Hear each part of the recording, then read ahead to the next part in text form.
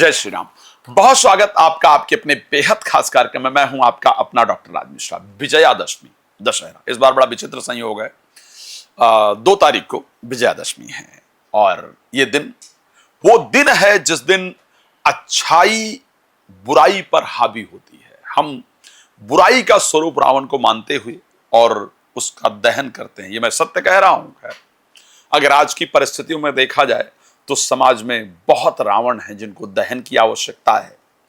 मैं खैर इस बार के संयोग को लेकर के बात करूंगा, क्या लाभप्रद है उसको लेकर के बात करूंगा। मुझे लगता है जब हम रावण दहन करते हैं, करना चाहिए, बहुत आवश्यक है, क्योंकि हम समाज को ये हमें जरूर संदेश देना चाहिए कि आप कितने भी पावरफुल हो, कितने भी ताकतवर हो, लेकिन अगर आप हमारी समाज की बहन बेटियों पर एक दृष्टि गलत डालेंगे तो फिर आप जलाए ही जाएंगे। यदि आप हमारे भारत के बहन बेटियों का सिंदूर के साथ खिलवाड़ करेंगे, उजाड़ने का प्रयास करेंगे, तो हम ऑपरेशन सिंदूर के माध्यम से आपकी छठी का चावल याद दिला देंगे। ये होना चाहिए। लेकिन खैर, इस बार विजयादशमी पर बहुत सुंदर संयोग बन रहे हैं। और संयोग क्या है? इस बार विजयादशमी पर बुद्धादित्य योग बन रहा है। बुद्ध स्वराशीगत गोचर करने वाले हैं। इस बार की विजयादशमी मनोकामनाओं को पूर्ण कराने वाली विजयादशमी है। इसलिए मैं आपको बहुत अच्छी जानकारी देना चाहता हूं। सुकर्मा योग बन रहा है, रवि योग बन रहा है, धृति योग बन रहा है, बुद्धादित्य योग बन रहा है।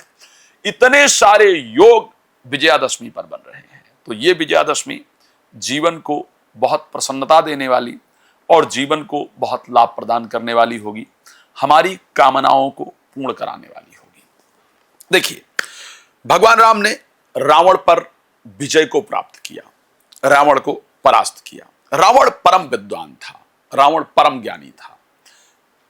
फर्क क्या था? आप सोचिए, रावण में और राम में फर्क क्या था? क्या ऐसा था जो दोनों के अंदर बहुत फर्क था?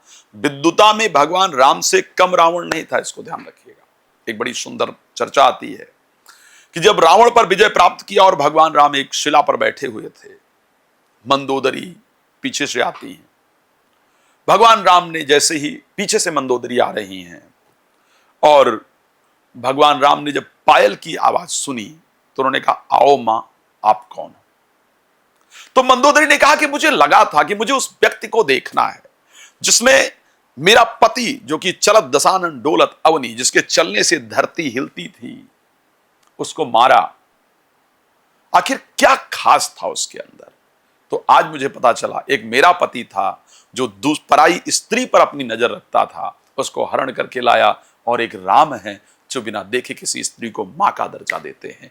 यही डिफरेंस था रावण और राम के अंदर, और यह सत्यता है। खैर, बहुत विषय है, मैं उतने ज्ञान में नहीं जाऊंगा, नहीं तो आप लोग बोर हो जाएंगे, वीडियो को देख नहीं पाएंगे।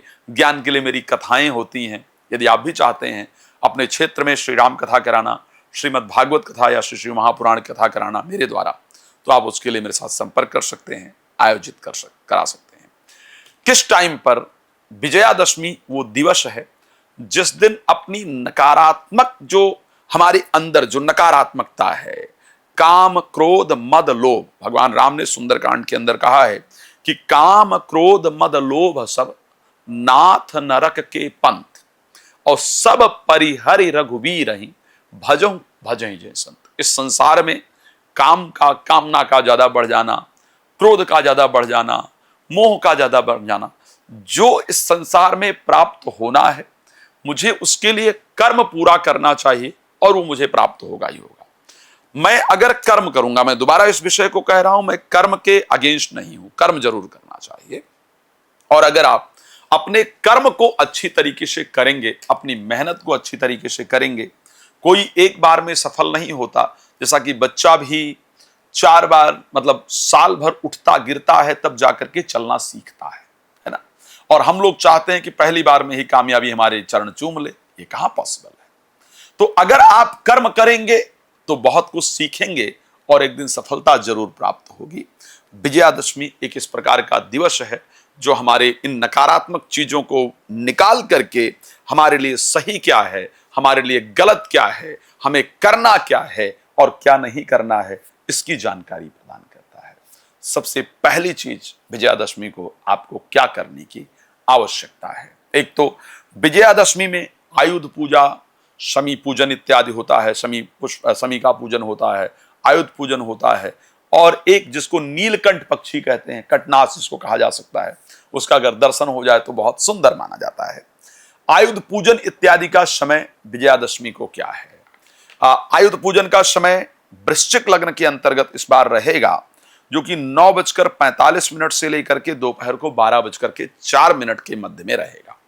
इस समय पर हमें क्या करना चाहिए जिससे हमें फायदा हो? देखो, एक बात आपको बता दूं, विजयादशमी एक ऐसा दिवस है जिस दिन घर के वास्तु दोष इत्यादि को दूर किया जा सकता है, नकारात्मकता को दूर किया जा सकता है, अपनी 10 इंद्रियां, 5 ज्ञान इंद्रियां और 5 कर्म इंद्रियां, इन सबको एक साथ संयोजित किया जा सकता है, कंट्रोल किया जा सकता है, घर के तनाव इत्यादि को दूर किया जा सकता है। क्या करना चाहिए इस दिन, विजयादशमी के दिन?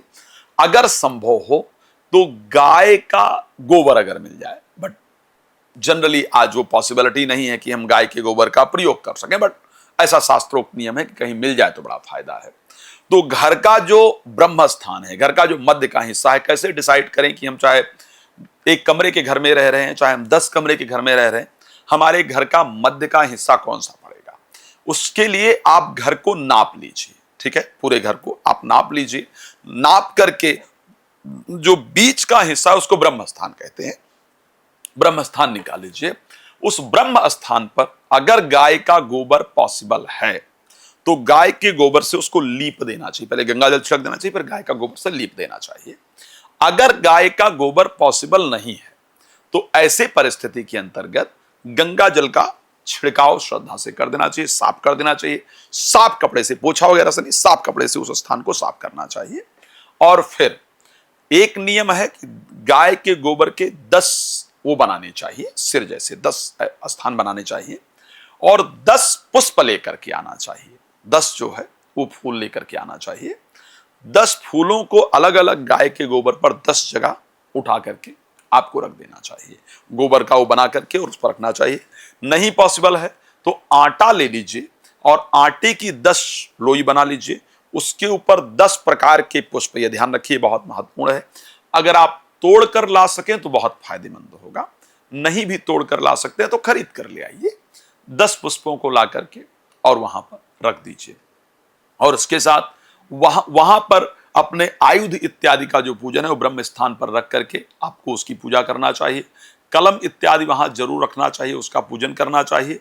और अगर संभव हो तो वहां बैठ करके श्री रामचरितमानस के बाल कांड का दोहा नंबर 185 से 186, जहां पर भगवान विष्णु की स्तुति की गई है माता पृथ्वी के द्वारा। जय जय सुरनायक जन सुखदायक प्रणत पाल भगवंता, गोदिज हितकारी जय असुरारी सिंधु सुधा प्रियकंता, पालन सुरधरनी अद्भुत करनी मरम न जाने कोई, जो सहज कृपाला दीन दयाला करो अनुग्रह सोई। जय जय अविनाशी सब घटवासी व्यापक परमानंदा, अभिगत गोतीतम चरित पुनीतम माया रहित मुकुंदा, जहि लागी विरागी अति अनुरागी विगत मोह वृंदा, निश्वासर धावई नावे जय सचिदानंदा। जय सृष्ट उपाई त्रिविध बनाई संग सहाय न दूजा, सो करी अघारी चित्त हमारी जानिए भगत न पूजा, जो भव भय भंजन गंजन विपति बरूथा, मन क्रम बचवानी छाड़ सयानी, शरण सकल सुरजूथा। इस प्रकार से रामायण के बालकांड में दोहा नंबर 185 से 186 है। श्रद्धा से वहां बैठ करके भगवान विष्णु की स्तुति करते हुए, भगवान राम का ध्यान करते हुए इसका पाठ कीजिए और प्रार्थना कीजिए कि प्रभु, जिस प्रकार आपने देवताओं के जीवन के दुख का हरण किया, जिस प्रकार आपने रावण का अंत किया, उसी प्रकार मेरे जीवन में जो काम क्रोध मोह अहंकार डिप्रेशन एंजाइटी नेगेटिविटी, ये जो रावण है, जो मेरी आत्मा को लगातार पीड़ा देने वाले रावण हैं, आप इनको मुझसे दूर कीजिए और मैं एक प्रसन्न जीवन प्राप्त कर सकूं। देखो, मैं साफ कहता हूं कि मनुष्य का जीवन प्रसन्नता के लिए प्राप्त हुआ है। मैं बार बार इस शब्द को कहता हूं, जलजानक नवलक्षाणी अस्थावरा लक्ष्मींसति क्रीम रुद्र संख्यायाम, इस प्रकार करके एक श्लोक मिलता है विष्णु पुराण के अंतर्गत, जहां कहा जाता है कि जलजा 9 लक्षाणी, 9 लाख वर्ष हम लोग जल के जो ये मछली कीड़े मकोड़े वो बनते हैं, वो हम लोग बनते हैं। और उस जलजा लक्षाणी अस्थावरा लक्ष्मींसति, अस्थावर जो पेड़ पौधे हम 20 लाख बार बनते हैं। इस प्रकार करके 84 लाख हमारी योनियां होती हैं, तब जाकर के मनुष्य का शरीर प्राप्त होता है।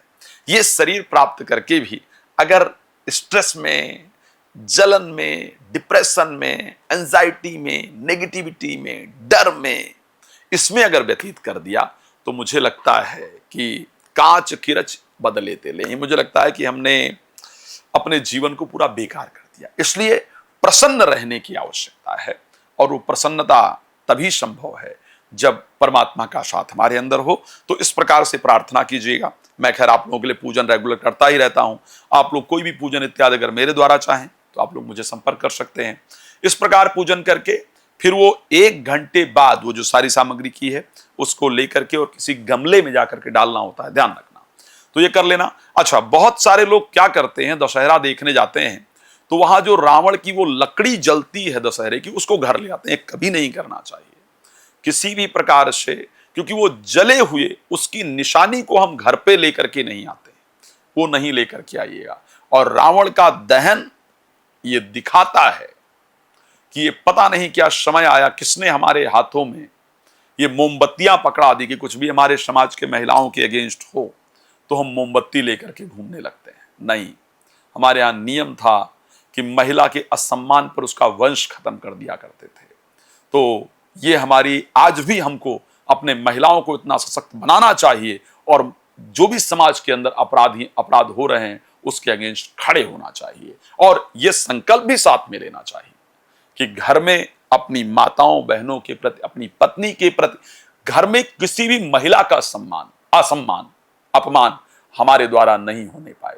मुझे ये कोशिश करना चाहिए कि समाज की सभी स्त्रियां जब मुझे देखें तो अपने आप को सेफ फील करें, और इस प्रकार की विचारधारा के साथ जीवन में आगे बढ़ेंगे।